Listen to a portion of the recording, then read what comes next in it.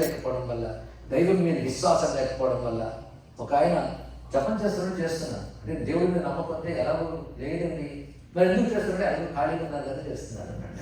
ఇలాంటి వాడికి ఎప్పుడు సిద్ధి వస్తుంది? కానీ విశ్వాసం పెరుగుతున్న కొద్దీ సిద్ధి తొందర అవుతుంది.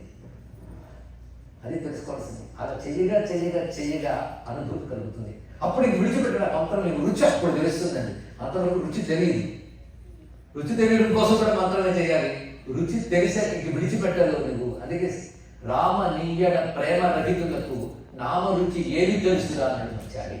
కొందరు అంటూ ఉంటారు నామం పలికితే ఏమొచ్చేస్తుందండి. ఒక పెద్ద ఆయనే సనాతన ధర్మం గురించి మాట్లాడుతున్నాను చెప్పిననే చెప్పాడు. ఈ నామాలు చదవడం ఎందుకండి, నామంతో మోక్షం వచ్చేస్తుందా? ముసలాడు చేసుకోవాలి. మీరు యువత మీరు అవన్నీ చేయక్కర్లేదు. ట్యాబ్లెట్స్ మీరు చెప్పినంత మాత్రాన రోగం పోతుందా? బట్ బలి మీరు చెప్పలు పెట్టారు. ఆ ఒక మూర్ఖుడు అయితే మీరు ఒక మూర్ఖుడు అంతే తప్ప మరేమీ లేదు. ట్యాబ్లెట్ మీద చూపెట్టు భగవన్నామం ఎవరు పెట్టలేదు. ఆయనే శబ్ద రూపంగా అవతరించారు. అది తెలుసుకోవాలి. ఇక్కడ భగవన్ మంత్రం భగవన్నామం భగవంతుడు తెలిసే శబ్ద రూపం అది వాడు అంత శక్తి ఉంటుందండి. అదే నామస్మరణాలు అన్యోపాయం మామూలు విషయం కాదు. అదే శివాయ నమః నామానికి అంత శక్తి ఉంటుంది. అది శ్రద్ధ వల్ల లభిస్తుంది. దాని భావనాభావం గూడి సమకూడిగా అద్భుతం. భావంతో దేనికైనా సాధించవచ్చు. ముందు భాగ్యంతోనూ భావంతోనూ తర్వాత భావం కలిపి కూడా చేయాలి. ఒక మహానుభావుడు కాంచీ క్షేత్రంలో అప్పుడు పల్లవరాజు ఉండేవారు. ఒక పల్లవరాజు కైలాసనాథ నిర్మాణం చేయాలని అనేక శిల్పులు పిలుచుకొచ్చారు. ఆగమశాస్త్ర ప్రకారంగా ప్రారంభోత్సవం చేశారు. శంకుస్థాపన అయింది. తర్వాత శిల్పులు వచ్చి ఆలయ నిర్మాణం మొదలుపెట్టారు. ఆగమం ఎలా చెప్పిందో అలాగే జరుగుతుంది. అద్భుతమైన ప్రాకారాలు ఎప్పటికీ కైలాసనాథ మందిరం చూడవచ్చు. కాంచీపురం వెళ్తే ఆ ప్రాకారాలు గోపురాలు ఇవి నిర్మాణం చేశారు. ఇంకా ప్రతిష్ఠ చేయాలి. ముహూర్తం నిర్ణయం చేశారు సిద్ధార్థ గారు. ఫలానా సమయంలో ప్రతిష్ఠ. ఒకరోజు పల్లవరాజు స్వప్నంలో శివుడు కనబడి కొంచెం పోస్ట్ పోన్ చేసుకో ముహూర్తం అంట. ఇదేంటి? కానీ కలిదోష అనేది లేదు కనుక శివకేశ్వర భేదాలు లేవు. అని రాధాకృష్ణులపై అద్భుతమైనటువంటి భక్తి గీతాలు రచించాడు. రామచంద్రమూర్తిపై రచించాడు. కానీ మహాశివభక్తుడు శివునిపై అనేక గీతాలు రాస్తున్నాడు. అటువంటి మహానుభావుడు బహుకాలం సాధన చేస్తున్నాడు. కానీ ఆయన సంతానం లేదు. భార్య భర్త ఇద్దరే. మహాపండితుడు. దేశంలో గొప్ప కీర్తి ఆ రోజుల్లో ఆయనకి. ఆయన మాట చెప్తే ప్రమాణం. కవి లోకంలో, పండితు లోకంలో, విద్వాంసుల లోకంలో ఆయన గొప్ప గొప్ప సత్కారాలు సన్మానాలు ఉన్నాయి. కనుక జగత్ ప్రసిద్ధి అనుకున్నది ఆ సమయంలో. అలా ఆనందం ఉండేవాడు. ఆయనకి పిల్లలు లేని బాధ ఇద్దరికి లేదు. ఎందుకంటే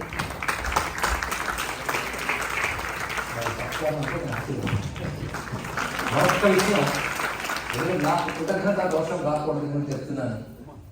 అమెరికాలో కొన్ని వారాలుగా అనేక ఊళ్ళలో ప్రవచనం చేస్తూ ఉన్న సమయంలో మొత్తం అమెరికా అన్ని ప్రాంతాల్లో వీలైనంత వరకు ప్రవచనం చేయడానికి వ్యవస్థ ఒకటి కావాలి. ఆ వ్యవస్థను ఏర్పాటు చేసి కోఆర్డినేట్ చేసిన డాక్టర్ రవిజన్ ఝా గారు 20 ఉంటారు. వారి కారణంగా ఇది జరిగింది. అది ఎందుకు వారి కారణంగా చాలా పెద్ద కారణం చెప్పలేదు.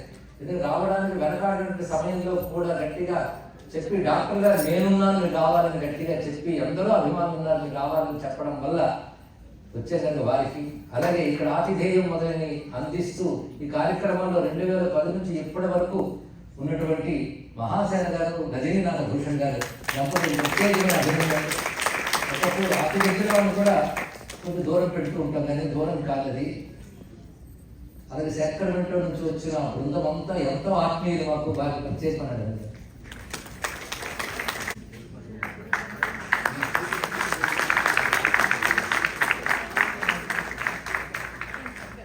అదేవిధంగా అటు వీణ పైన ఇటు మృదంగం పైన ఆయన మధుర స్వరానికి జతగా వారి ఇచ్చిన వాద్య సహకారం కూడా మరవలేదు. వారి హృదయంతో ఆశ్చర్యిస్తున్నారు. ఈ అమ్మాయి మొన్న శివపురం బహుమతి గ్రహీత అద్భుతంగా పాడింది. మొన్న అమ్మావాణి హృదయం అంజలించునమ్మ అటు కీబోర్డు ప్లే చేసింది, వీణ ప్లే చేసినది. కానీ తెలుగు అమ్మాయి జగతాయ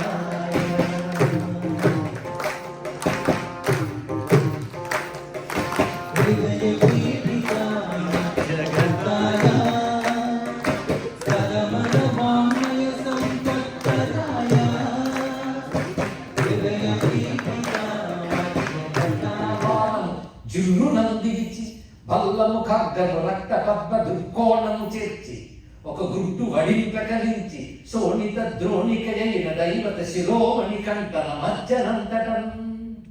ప్రాణం పోతుందా, వికలాంగుడు అవుతానా, ఏం ఆలోచన లేదు. ప్రాణము పోగులో తనము భంగమునందన నాక తూనికా బాణము జురునందించి పదం ఏం వాడాడు. వెంటనే తీసి కడుపుని దగ్గర పెట్టి చక్కగా పెకలించి పెట్టాడు. సరిగ్గా అమరిపోయింది, నెత్తురు లేదు, హాయిగా ఉంది. ఆనందించాడు. ఆహా, ఒక కన్నుతో చూస్తున్నాడు, మురిసిపోయాడు. మున్నిటి కంటి కంటే కడు నెక్కుడు ఎక్కువ శోభలతో వచ్చాడు. మునుపు కంటే నీ కన్ను బాగుంది, ఏదో భక్తులు ఇచ్చిన కన్ను కదా మరింత అందంగా ఉంది. అమ్మయ్య అని సంతోషిస్తుంటే రెండు కన్నుకి ఎదురొచ్చు. అప్పుడు వెంటనే మందు పనిచేసింది. నీ దయ వల్ల కన్న మందున్నది పనిచేసేదిగా. నేను రెండో కన్ను కూడా ఇచ్చేస్తా, నాకేం పోయిందని మళ్ళీ వెంటనే ఇవ్వబోతుంది. ఒక్కసారి ఆలోచించాడు, రెండో కన్ను ఇచ్చేస్తా. మూడో కన్ను నుంచి వ్యతిరేస్తే చేసేది, నా మూడో కన్ను లేదు కదా, దానికి మెడిసిన్ రెడీ చేసుకుంటాడు.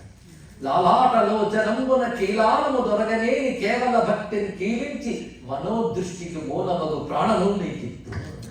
మూడో దృష్టి మనోదృష్టి, దాని మూడో ప్రాణాలు ఉన్నాయి, అది ఇచ్చేస్తానని నిర్ణయించుకుని ఇంకా అది పట్టుకుని పెట్టుకోబోతున్నాడో లేదో కన్ను దివ్య భూను కన్నప్ప తీవ్రత కన్న మున్నుగా. ఆయన ఎంత వేగంగా అనుకున్నాడు, అంత వేగంగా పార్వతీ సహితుడే శివుడు వచ్చి నిలువు నిలువు మనుడు ఎలుగుతోడ ఆగు ఆగు ఆగు అంటే బాణాల పట్టుకున్నాడు. ఆయన శివుడు పట్టుకుని పిలిచాడు, ఏమంటావు ఇప్పుడు ఈయన భక్తాడు. దేవతలందరూ ఒకటి నిలబడ్డారు. వెంటనే మహానుభావుడు నమస్కారం చేసుకున్నాడు. ఎవరు? నీ భక్తుడిని నమస్కారం చేసుకున్నాడు.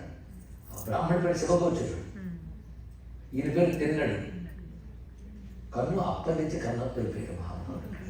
భక్తులు ఇంతకంటే ఇంకెవరు చెప్తారు? ఈయన గురించి చెప్పకుండా శివమహిమామృతం పూర్తి చేస్తే శివుడు కన్యను చేస్తాడు. అంటే వీడి గురించి చెప్పాల్సి వచ్చింది. వాక్యం తీసుకున్నాడు.